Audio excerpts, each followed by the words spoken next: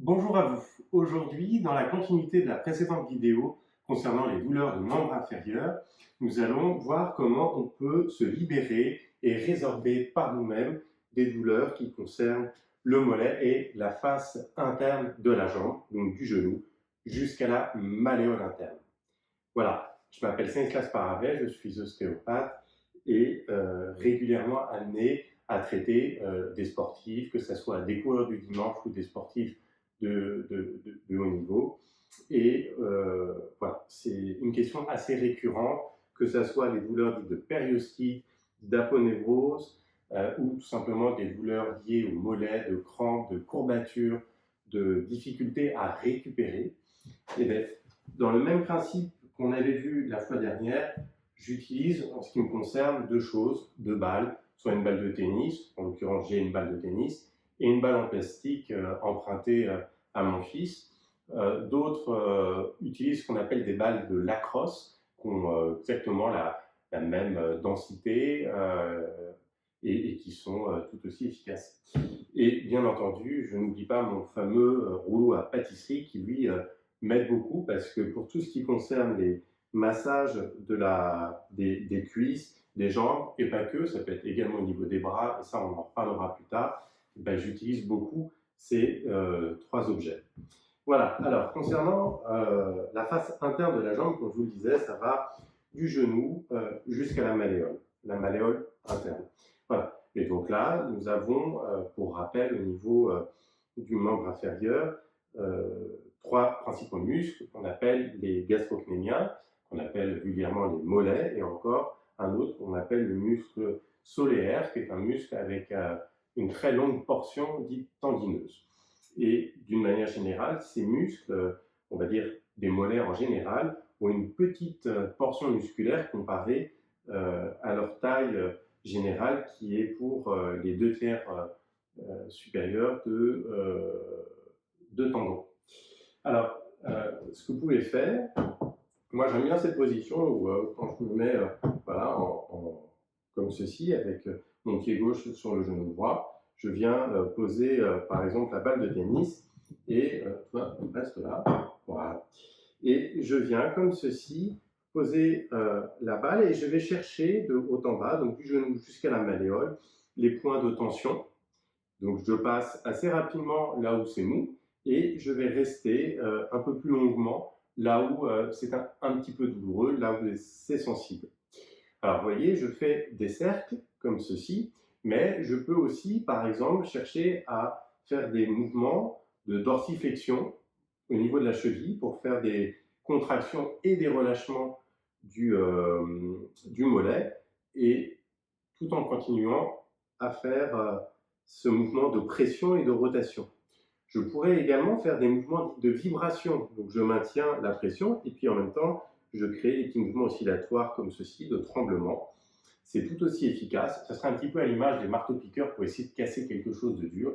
Et ben, la vibration est quelque chose d'extrêmement intéressant, puisque de toutes les manières, pour beaucoup de choses, nous sommes vibratoires. Voilà, ça c'est un autre sujet. Donc là, je continue comme ça à descendre donc le long de la crête interne du tibia, en allant du genou jusqu'à la malléole.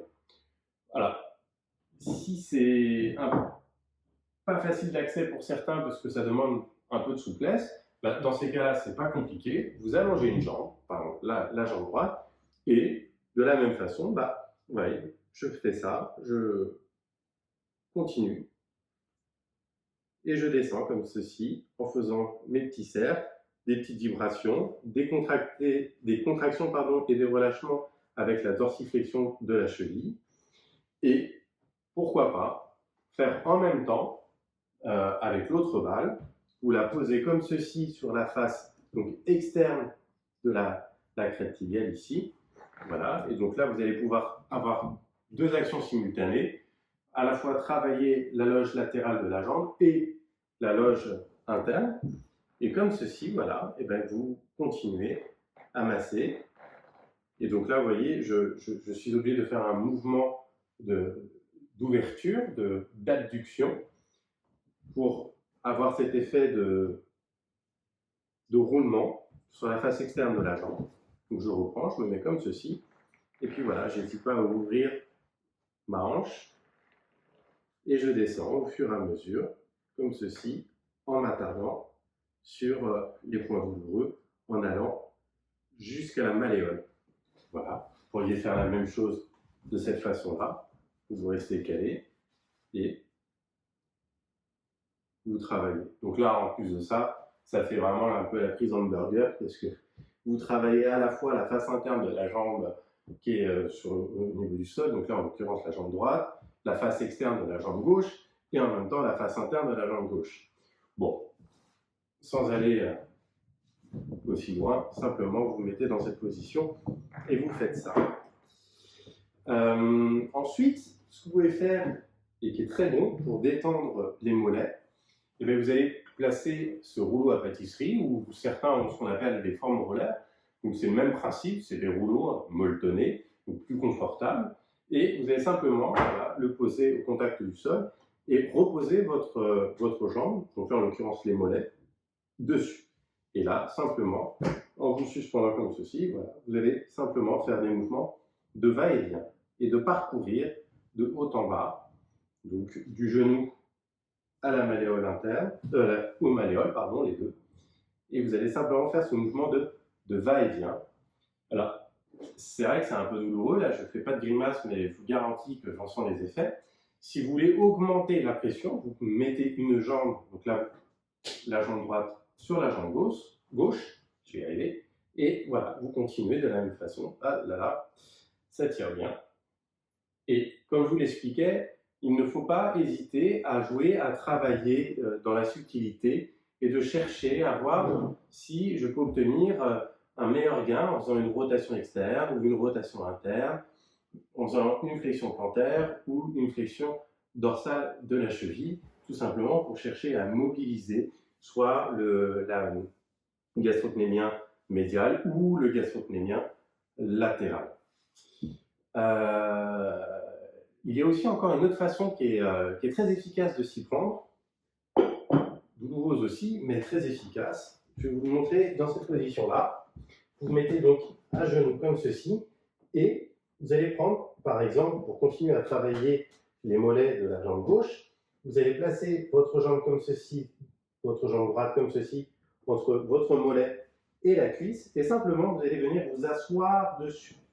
Et donc vous pouvez soit rapprocher votre jambe au niveau du creux poplité et voilà, descendre petit à petit comme ceci par des phases de compression, voilà, en descendant jusqu'à la malléole, en l'occurrence la malléole interne, tac, et puis vous pouvez, hop, aller dans l'autre sens,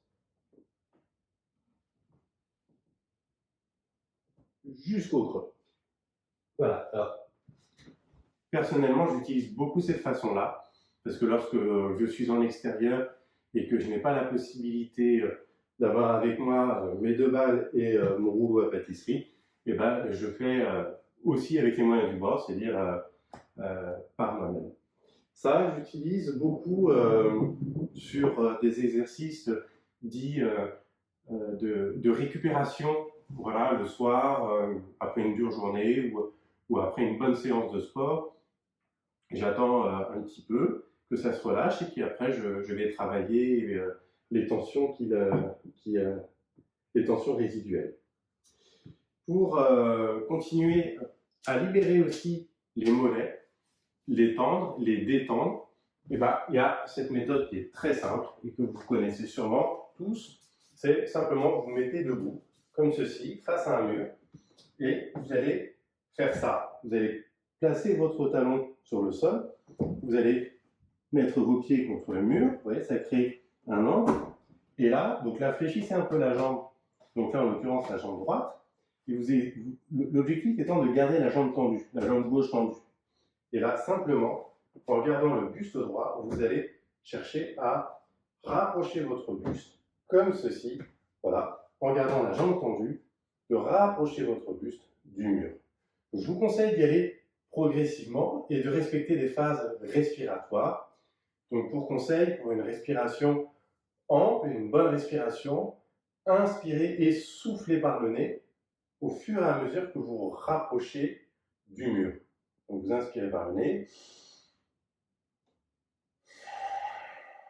vous soufflez par le nez, vous inspirez par le nez donc en essayant de gonfler le ventre, de continuer avec le thorax et de souffler en vidant le ventre et en vidant le thorax et au fur et à mesure, voilà, vous rapprochez du mur.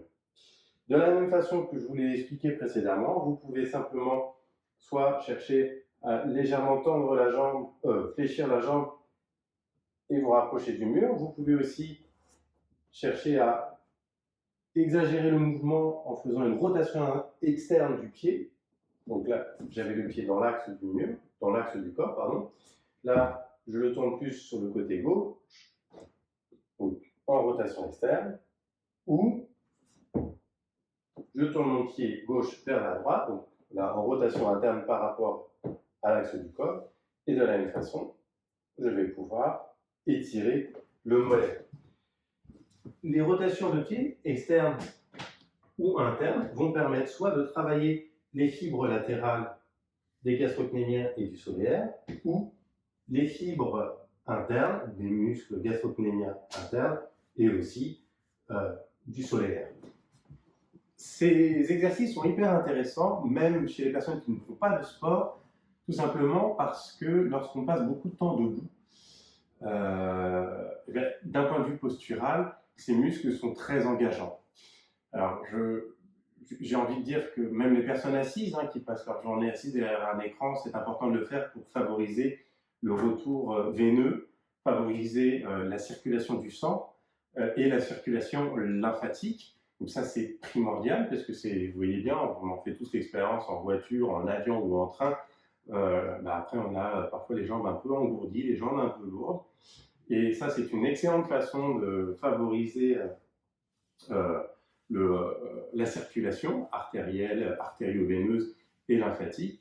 Et pour revenir à ce que je voulais dire juste avant, pour les personnes qui travaillent la plupart du temps debout, il ne faut pas oublier qu'on peut aussi prendre des mauvaises postures et qu'à fortiori, on le constate assez bien d'un point de vue postural, c'est qu'il y a beaucoup de personnes qui, au bout d'un moment, se retrouvent à avoir des pieds qui vont en rotation externe. Ces muscles, les gastrocnémiens ainsi que le solaire, sont responsables de la bonne santé, on va dire ça comme ça, de la voûte plantaire. Donc la voûte plantaire, c'est ici, c'est sous le pied. Et si on ne prend pas bien soin de ces loges musculaires-là, ça va favoriser au fur et à mesure une rotation externe du pied et un léger affaissement de cette voûte plantaire. Donc l'intérêt aussi, ça va être d'une part, comme je vous l'ai expliqué, de favoriser le retour artério-veineux lymphatique, mais aussi de pouvoir soigner un petit peu cette dynamique posturale, de prendre soin aussi de ces fameuses voûtes plantaires, parce que les pieds nous permettent tout simplement de créer ce qu'on appelle un polygone de sustentation avec le sol, et donc une triangulation, et de pouvoir répartir notre poids de corps et notre force au sol. Donc plus nos pieds, nos chevilles ont un bon ancrage au sol, et meilleure aussi sera notre posture. Alors je sais, certains d'entre vous diront oui, la posture, ça peut être, les défauts de posture peuvent aussi prendre leur origine ailleurs, et effectivement c'est vrai. Ça peut venir des problèmes d'ATM au niveau de la bouche, mais aussi au niveau des yeux. Et ça, c'est un autre sujet, et j'espère avoir l'occasion de faire aussi des vidéos pour vous expliquer comment ça marche. Voilà, écoutez, je vous invite à faire ces exercices-là régulièrement. Vous verrez le bénéfice que vous pourrez en tirer. C'est vraiment, c'est pas forcément agréable sur le moment, mais c'est très efficace. Et voilà. Autre chose, je voulais aussi vous remercier pour tous ceux qui me suivent, et n'hésitez pas à laisser des commentaires, de continuer à me poser des questions, parce que comme ça, moi, ça me permettra de réfléchir aussi sur des thèmes que je pourrais aborder pour mieux répondre aussi à vos besoins. Voilà, bonne journée à vous, au revoir.